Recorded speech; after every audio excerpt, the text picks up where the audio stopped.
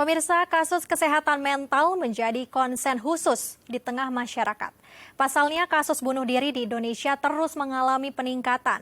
Literasi kesehatan mental menjadi penting diketahui masyarakat. Kasus bunuh diri merupakan isu sensitif yang telah mengkhawatirkan di Indonesia dalam 1 tahun terakhir. Meningkatnya jumlah kasus bunuh diri menjadi perhatian serius bagi masyarakat, pemerintah, dan lembaga kesehatan. Dari Pusat Informasi Kriminal Nasional Kepolisian Republik Indonesia, di Indonesia tercatat ada 971 jumlah kasus bunuh diri sepanjang periode Januari sampai dengan 18 Oktober 2023. Angka tersebut sudah melampaui kasus bunuh diri di tahun 2022 yang jumlahnya 900 kasus. Artinya, terjadi kenaikan terus-menerus setiap tahunnya. Literasi kesehatan mental menjadi konsen penting yang juga perlu diketahui secara umum agar seseorang dapat menggali tanda yang terjadi pada kondisi mental masing-masing. Untuk membahasnya lebih lanjut, kita telah terhubung dengan Vinandita Utari selaku psikolog. Mari kita sapa langsung. Halo, Assalamualaikum. Selamat siang, Mbak Vinandita. Apa kabar? Waalaikumsalam. Alhamdulillah kabar baik, Mbak Lintang. Baik, Mbak Vinandita, kita akan berbincang langsung tentang fenomena nih, Mbak, yang baru-baru ini masih menjadi perhatian publik, yaitu fenomena bunuh diri. Lalu, Mbak, melihat data yang tadi sebutkan bahwa di Indonesia sendiri sudah ada lebih dari 1.226 kasus bunuh diri. Lalu dari kacamata Mbak Vinandita sendiri selaku psikolog, bagaimana Mbak tanggapannya melihat fenomena ini? Ya, sebelumnya saya turut prihatin juga atas kasus yang terjadi dan sangat menyedihkan dan sekaligus juga menyeramkan ya, karena memang kasusnya meningkat dari tahun ke tahun dan terutama sangat signifikan dari tahun 2002, 2003 dan sekarang di awal 2024 sudah ada kasus lagi.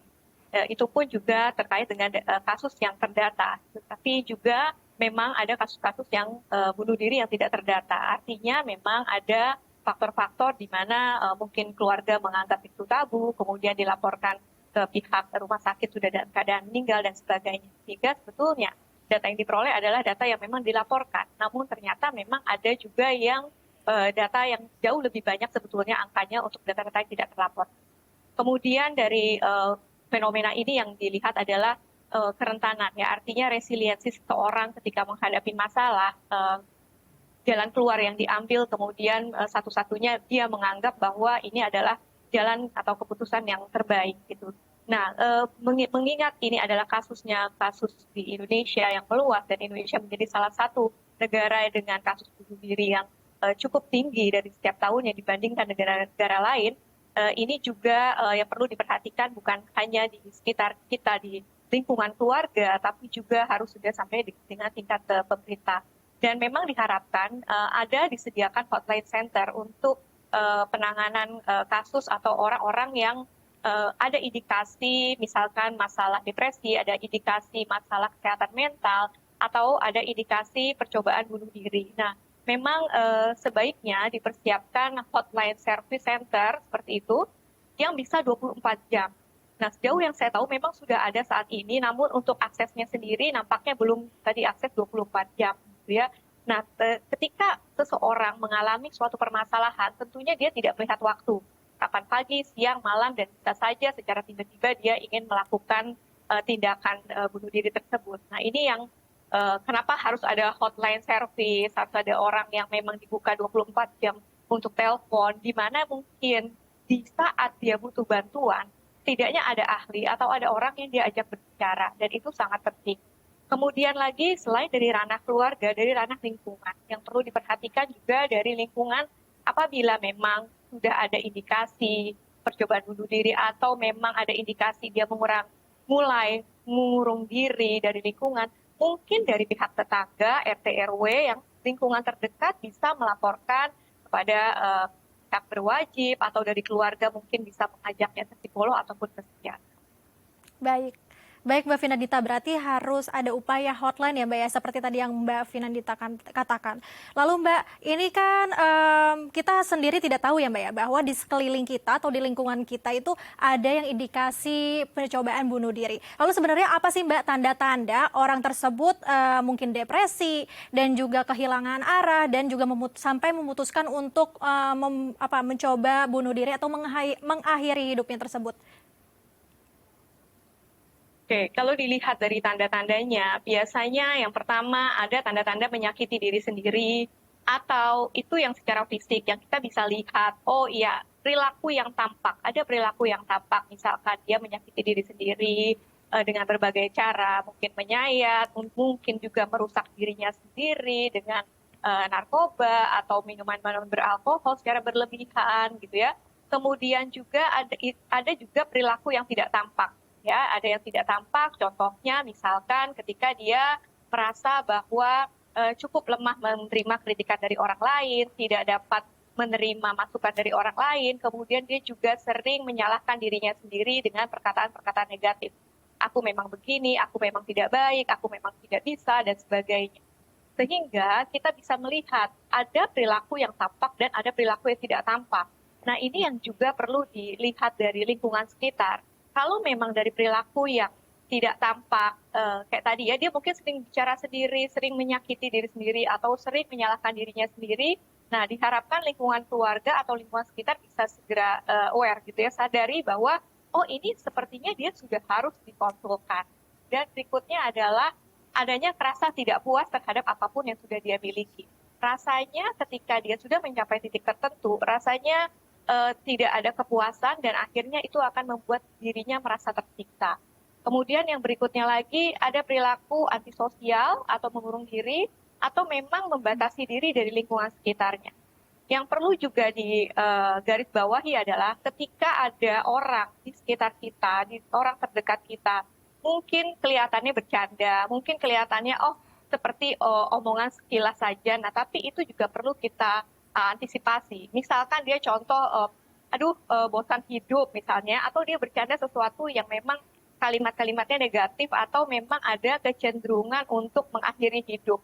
Nah, kadang-kadang mungkin lingkungan sekitar menganggap bahwa, mungkin lagi bercanda gitu ya. Tapi sebaiknya kita mulai sadari kalau memang sudah ada seperti itu, segera diajak untuk berkonsultasi ke profesional atau setidaknya dampingi dia dan jangan dibiarkan dia berlarut-larut dengan permasalahannya sendiri.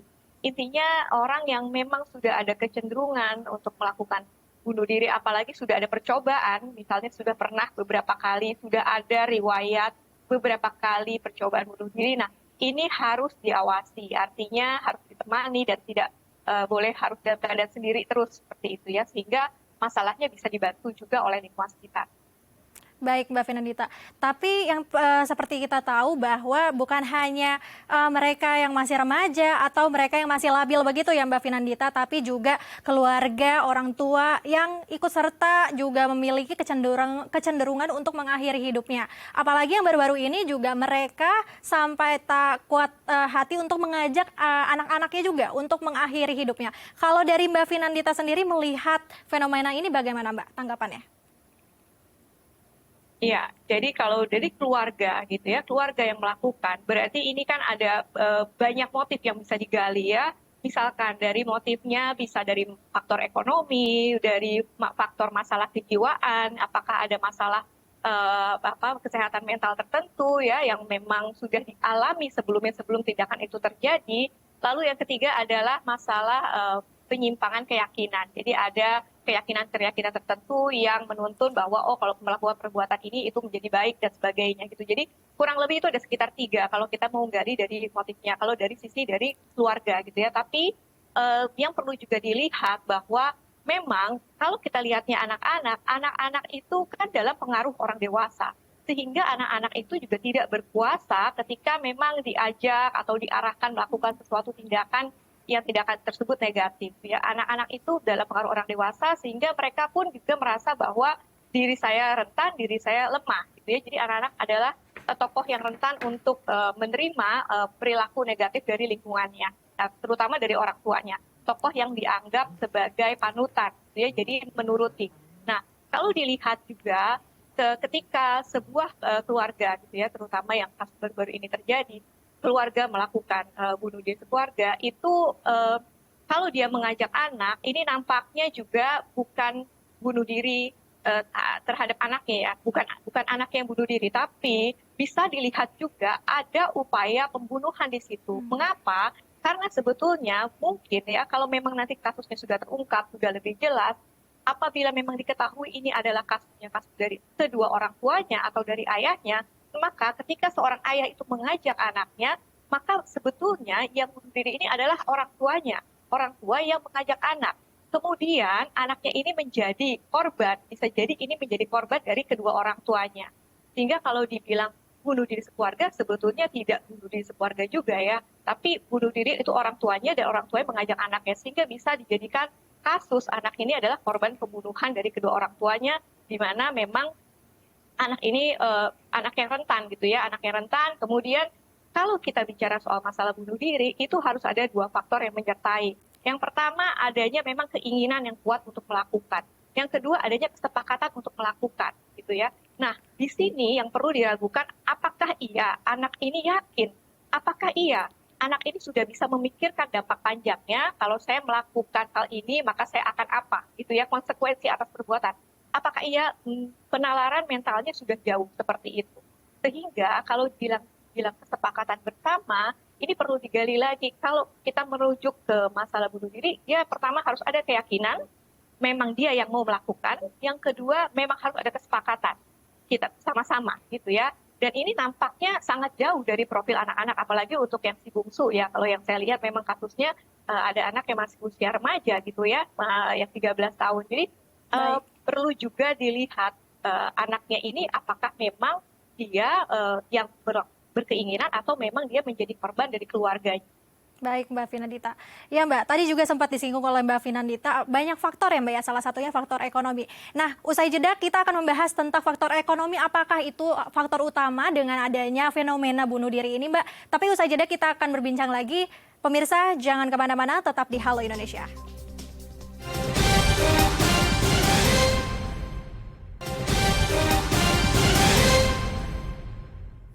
Terima kasih pemirsa masih bersama kami di Halo Indonesia. Masih bersama Mbak Finandita Utari selaku psikolog. Mbak Finandita, Mbak kita akan melanjutkan perbincangan kembali. Tadi sudah disebutkan bahwa ada beberapa faktor, salah satunya faktor ekonomi. Lalu apa benar Mbak, faktor ekonomi menjadi penyebab utama atau bagaimana dalam fenomena bunuh diri ini Mbak? Iya. Kalau dilihat secara keseluruhan gitu ya, dari berbagai kasus yang ada, tidak hanya spesifik kepada kasus ini saja gitu ya, secara keseluruhan memang data tertinggi adalah masalah faktor ekonomi. Yang kedua masalah pekerjaan, yang ketiga masalah rumah tangga, lalu yang berikutnya adalah tadi masalah kejiwaan ya, gangguan kejiwaan, apakah ada masalah mental, dan kemudian yang terakhir adalah masalah mengenai kepercayaan yang menyimpang. Kemudian jika dikaitkan dengan masalah ekonomi, banyak orang juga yang beranggapan bahwa ketika dia sudah tidak memiliki jalan keluar, dia akan menganggap bahwa ini adalah jalan satu-satunya yang terbaik, yang dia anggap itu terbaik gitu ya. Kemudian ketika memang dikaitkan mengapa ada orang bunuh diri sekeluarga atau bahkan mengajak anaknya, bisa dikaitkan juga karena mungkin ada perasaan kalau saya tinggalkan, saya tidak mau anak saya menjadi beban tanggungan berikutnya. Kemudian juga sebetulnya yang perlu dipahami oleh keluarga di Indonesia adalah sebetulnya kalau memang kita sayang sama keluarga kita, sebetulnya adalah apa yang kita lakukan ke keadaan atau keadaan buruk yang kita lakukan atau keadaan negatif yang sedang kita alami, sebaiknya memang tidak melibatkan anak. Itu yang memang perlu dipahami oleh keluarga di Indonesia, bahwa anak tidak perlu diikut sertakan dalam permasalahan orang tua. Kemudian lagi tadi mengenai faktor ekonomi juga, ketika memang ada kendala dalam keluarga, masalah perekonomian ataupun masalah putus pekerjaan, kehilangan pekerjaan, memang sebaiknya bisa diselesaikan antara keluarga atau suami ataupun individu dewasa, sehingga anak tidak dibawa dalam permasalahan katakanlah misalnya keterpurukan ekonomi yang sedang dialami oleh keluarga tersebut. Dan memang orang-orang yang dalam keadaan rentan biasanya mereka tidak melakukan secara tiba-tiba. Biasanya mereka akan ada tanda-tanda, akan ada pembicaraan, kemudian juga akan ada value, ada nilai-nilai kehidupan yang mungkin dia tanamkan di keluarganya.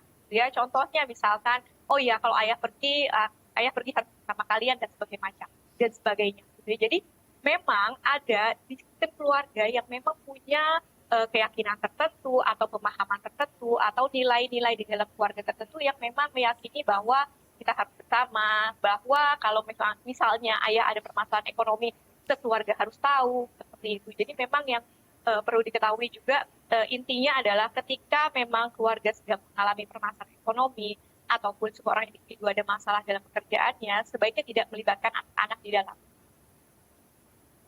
Baik, Mbak Finandita. Lalu bagaimana Mbak melihat fenomena ini tentunya masih meningkat di Indonesia. Lalu bagaimana upaya untuk mereduksi, meningkatkan revalensi atau daya tahan untuk mereka agar tidak terpuruk dan terjerumus untuk mengakhiri hidupnya? Ya, diperlukan resiliensi gitu ya, kekuatan mental, mental yang tangguh dalam menghadapi berbagai masalah. Dibutuhkan juga anger management yang baik, bagaimana mengelola emosi yang baik. Dan memang hal tersebut tidak bisa serta-merta instan. Katakanlah untuk individu dewasa diberikan pelatihan 1-2 hari selesai gitu ya, tidak bisa, tapi harus melalui proses dari akar, dari nantinya. Berangkatlah dari sekolah-sekolah di mana pendidikan karakter itu dimulai.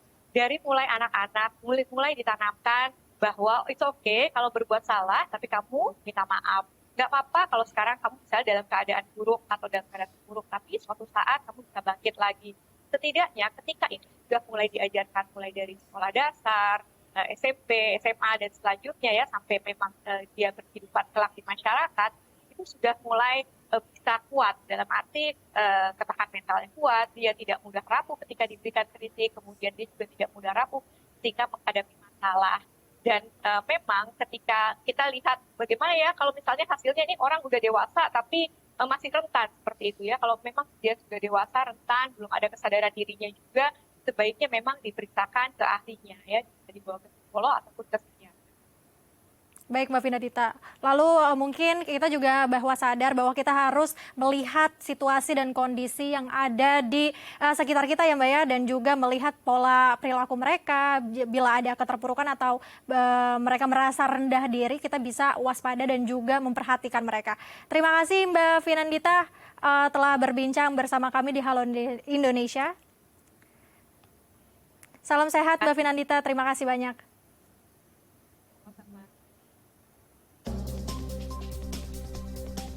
Pemirsa, usai jeda kami akan mengajak Anda untuk melihat kontemplasi dan relasi semesta lewat pameran seni rupa Yakub LK. Jangan kemana-mana, tetap di Halo Indonesia.